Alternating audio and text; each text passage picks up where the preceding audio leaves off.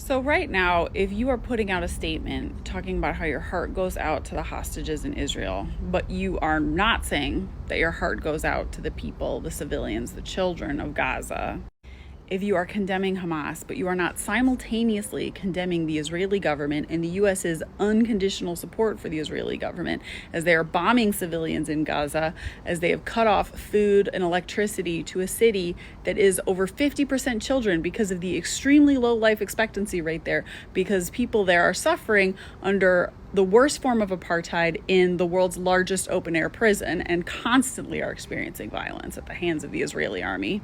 If you didn't give a shit what was happening in Palestine up until 2 days ago, that is because you see Israelis as people and you do not see Palestinians as people. And if you live in the US and that's you, it's understandable if you haven't been paying attention, because the Western media is extremely white supremacist.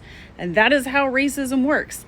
Israelis get to be white, Palestinians are non-white, and they are therefore not people. You see this difference in humanization when you look at the very rhetoric that media uses to describe the difference between Israelis being killed and Palestinians dying, in the obfuscation of Israeli military aggression and settler aggression by calling such things clashes.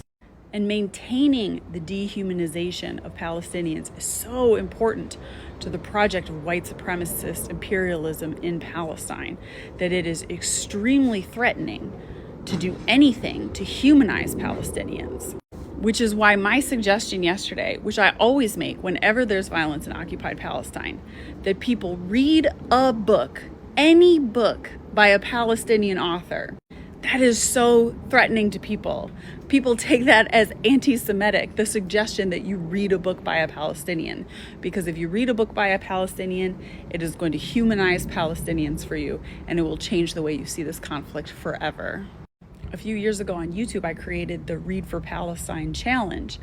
And apparently that was so threatening that it got me put on an Israeli block list, and this notorious website, which I won't name, but which keeps tabs of, people they say are notorious anti-Semites. And I, an outspoken Jewish author, am, according to them, a horrible anti-Semite because I encourage people to read Palestinian literature.